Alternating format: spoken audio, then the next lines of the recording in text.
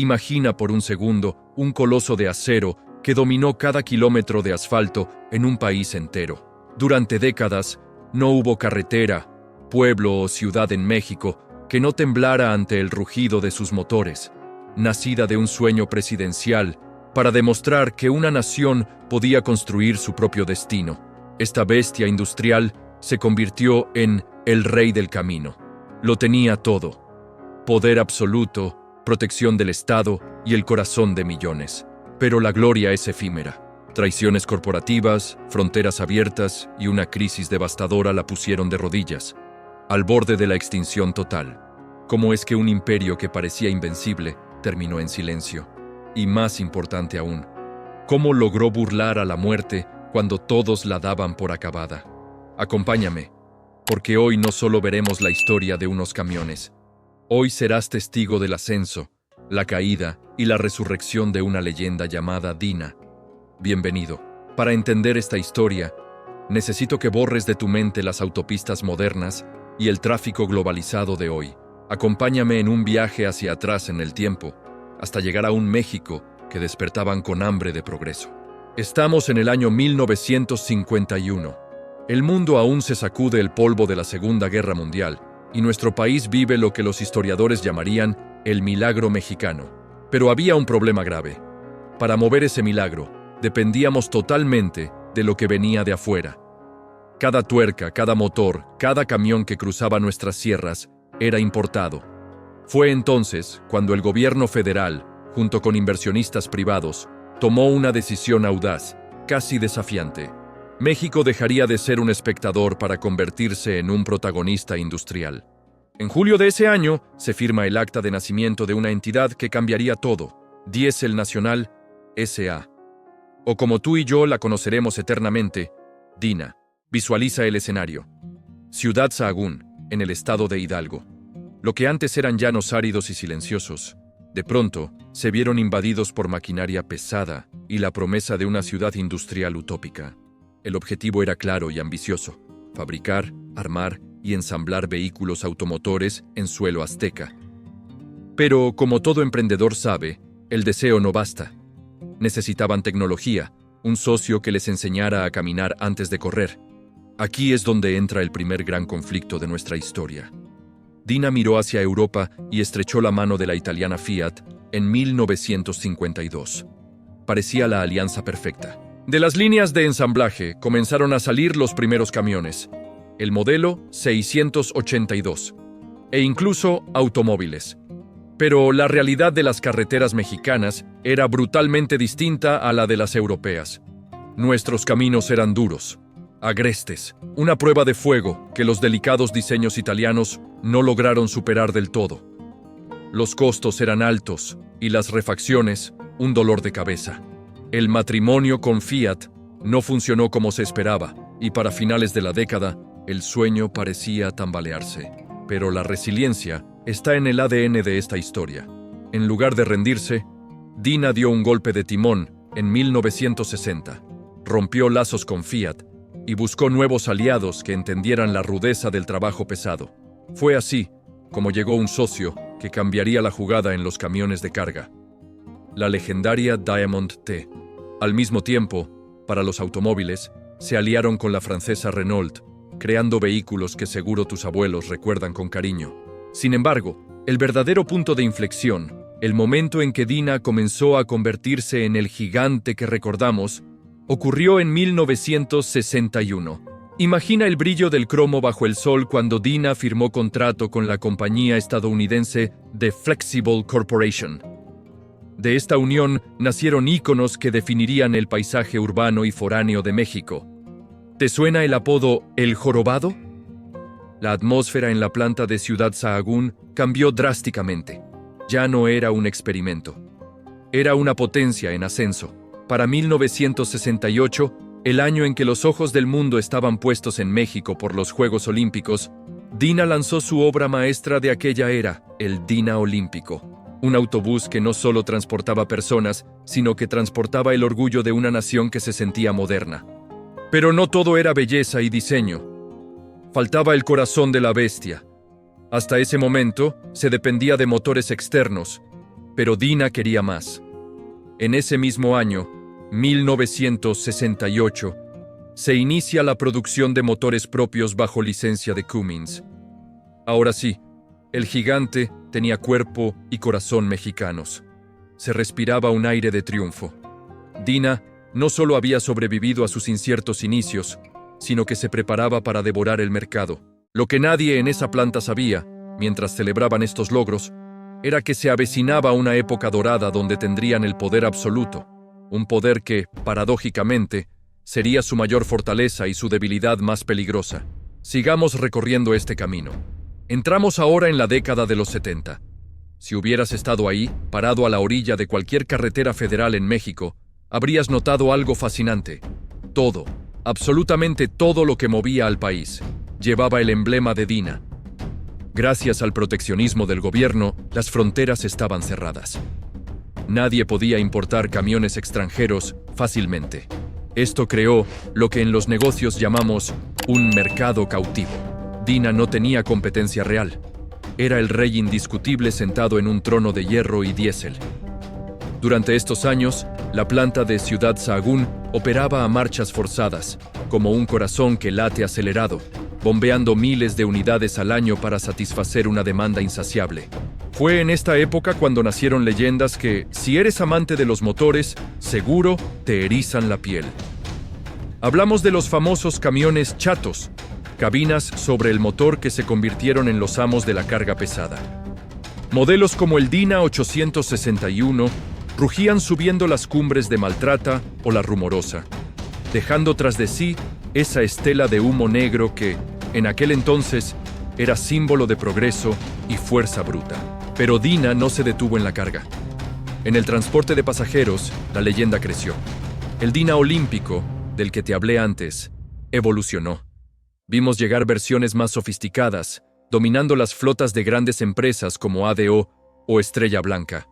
Viajar en autobús en México durante los 70 y 80 era, inevitablemente, viajar en un Dina.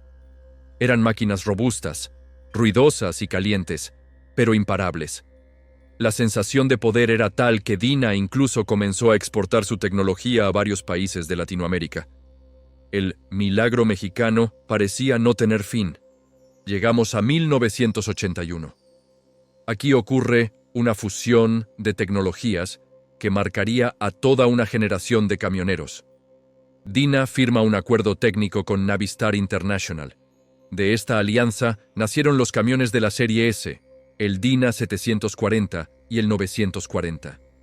Imagínalos: trompas largas, capós cuadrados, fibra de vidrio y un diseño imponente que gritaba modernidad. Estos camiones no solo eran herramientas de trabajo, se convirtieron en el orgullo de sus operadores, en extensiones de sus propias casas. Sin embargo, acompáñame a mirar detrás de la cortina del éxito. Ser un monopolio protegido por el gobierno es un arma de doble filo.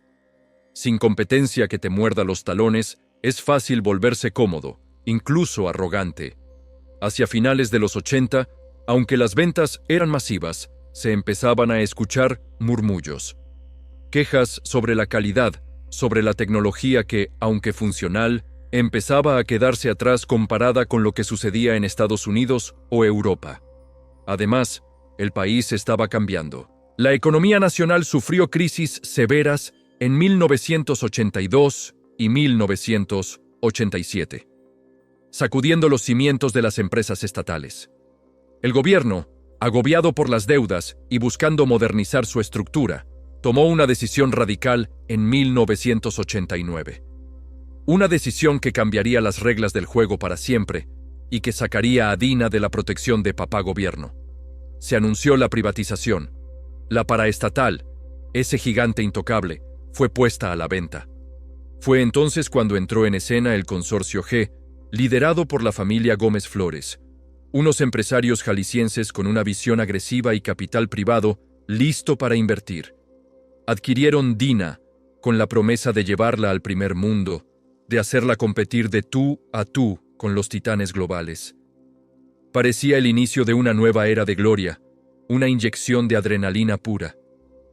Pero, amigo mío, nadie les advirtió que al abrir las puertas al mundo, también dejarían entrar tormentas para las que no estaban preparados. El Tratado de Libre Comercio se perfilaba en el horizonte como un huracán categoría 5, y el rey del camino estaba a punto de descubrir que su corona de acero podía oxidarse más rápido de lo que nadie imaginaba. Avanzamos a la década de los 90. Al principio, todo parecía un sueño de expansión y modernidad. Bajo la nueva administración privada, Dina brillaba con un fulgor renovado. En 1994, lanzaron la que quizás sea su joya más preciada en el mundo de los autobuses. La serie Viaggio, fruto de una nueva alianza, esta vez con la brasileña Marco Polo. Eran autobuses espectaculares, futuristas, cómodos. No solo lideraba en México. Dina compró una planta en Estados Unidos, Motor Coach Industries, MCI, convirtiéndose en el mayor fabricante de autobuses de toda Norteamérica. Pero justo cuando volaban más alto, el suelo bajo sus pies desapareció. Ese mismo año, 1994, entró en vigor el Tratado de Libre Comercio de América del Norte. Las fronteras, que durante décadas habían sido muros protectores para Dina, se abrieron de par en par. De repente, gigantes como Mercedes-Benz, Volvo y Scania entraron a México con el cuchillo entre los dientes. Traían tecnología de punta, financiamiento barato y una calidad que Dina, con sus viejas alianzas y procesos, luchaba por igualar. Y entonces, el golpe de gracia. El error de diciembre. La economía mexicana colapsó de la noche a la mañana. El peso se devaluó brutalmente, las tasas de interés se dispararon a las nubes y la deuda de Dina, que estaba mayormente en dólares por su expansión agresiva, se volvió impagable. Fue una asfixia financiera instantánea. Pero el drama no terminó ahí. ¿Recuerdas la alianza con Navistar que le dio vida a los famosos camiones de la serie S? Bueno, en un giro digno de una telenovela corporativa, esa relación se rompió amargamente. Navistar decidió que ya no necesitaba a Dina para estar en México. Querían el pastel completo para ellos solos. Dina se quedó sin su principal proveedor de motores y cabinas para camiones de carga. Desesperados, los ingenieros y directivos de Dina intentaron una jugada maestra de supervivencia. Crearon tecnología propia, diseñaron sus propias cabinas y buscaron motores Caterpillar y transmisiones Eaton. De este esfuerzo titánico nació la serie de camiones que muchos recuerdan con sentimientos encontrados. Los Dina, de la serie F. Eran máquinas visualmente extrañas, con diseños aerodinámicos que no terminaban de convencer a los viejos camioneros acostumbrados al acero cuadrado. Aunque valientes en su intento, estos camiones llegaron tarde y con problemas de juventud a un mercado que ya no perdonaba errores. Para finales de la década, la situación era insostenible. En el año 2000, la que fuera la dueña absoluta de las carreteras mexicanas, se enfrentaba a un escenario apocalíptico. Habían perdido el mercado de carga, su participación en autobuses se desplomaba ante los europeos y las deudas eran una montaña imposible de escalar. Esas naves industriales gigantescas, que alguna vez vibraron con el trabajo de miles de obreros las 24 horas del día, comenzaron a detenerse. Uno a uno, los turnos se cancelaron. Las luces se apagaron. Llegamos al trágico 2001. La noticia cayó como un balde de agua helada sobre el pueblo mexicano. Dina suspendía operaciones. Se declaró en quiebra técnica. Sindicatos en huelga, proveedores furiosos y un silencio sepulcral en los patios de la fábrica. Parecía el final definitivo. El gigante había caído, devorado por la competencia global y sus propias ambiciones desmedidas. Muchos dieron por hecho que Dina sería solo un recuerdo, una foto en blanco y negro en un museo. Pero dicen que las leyendas nunca mueren realmente, solo duermen esperando el momento justo para despertar. ¿Podría una empresa desahuciada levantarse de su propia tumba? El silencio en Ciudad Sahagún duró años. Años en los que el óxido amenazaba con devorar las maquinarias y el olvido parecía sepultar el legado de una marca que lo fue todo. Pero en el mundo de los negocios, como en la vida, mientras hay voluntad, hay camino. La familia Gómez Flores no tiró la toalla. tras largas y dolorosas negociaciones con sindicatos y acreedores, lograron lo imposible: reestructurar la deuda y limpiar la casa. Fue en 2007 cuando ocurrió el milagro. Las puertas de la fábrica se abrieron nuevamente. Pero el Dina, que despertó, no era el mismo gigante soberbio del pasado. Había aprendido la lección con sangre. Entendieron que pelear contra los monstruos globales en el mercado de tractocamiones de larga distancia era una guerra perdida. Freightliner, Kenworth e International ya tenían ese territorio conquistado. Así que Dina decidió reinventarse con inteligencia y humildad. Su nueva estrategia fue quirúrgica: enfocarse en lo que mejor sabían hacer y lo que el país necesitaba desesperadamente: mover gente en las ciudades. En 2008, presentaron al mundo a su nuevo campeón, el modelo que cargaría con el peso de la resurrección, el Dina Runner. No era el autobús más lujoso ni el más veloz, pero era justo lo que México necesitaba: un guerrero urbano, robusto, económico y fácil de reparar. El Runner se convirtió en la columna vertebral del transporte público en muchísimas ciudades. Si miras a tu alrededor, hoy en día, en casi cualquier ciudad mexicana, verás uno de estos incansables trabajadores llevando a la gente a sus empleos y escuelas. Fue el primer respiro de vida, la prueba de que el corazón de Dina volvía a latir. Pero la resurrección no se detuvo en el diésel. Dina miró hacia el futuro antes que muchos. Apostaron fuerte por la sustentabilidad.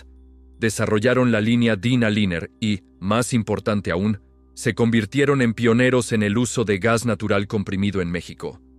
Mientras otros seguían quemando combustible sucio, Dina ya estaba ofreciendo una alternativa ecológica con su línea Dina Green. Y la evolución continúa. En años recientes, hemos visto cómo esta marca mexicana ha regresado a sus orígenes eléctricos, aquellos que experimentó brevemente en el pasado, pero ahora con tecnología de punta. Han entregado nuevas flotas de trolebuses, como el impresionante modelo Reader E, que hoy recorre las calles de Guadalajara y Ciudad de México, silencioso y limpio, demostrando que la ingeniería nacional aún tiene mucho que decir. Hoy, Dina ya no es el monopolio que controlaba todo. Es algo quizás más valioso. Es un sobreviviente. Es una empresa de nicho, especializada, ágil y moderna.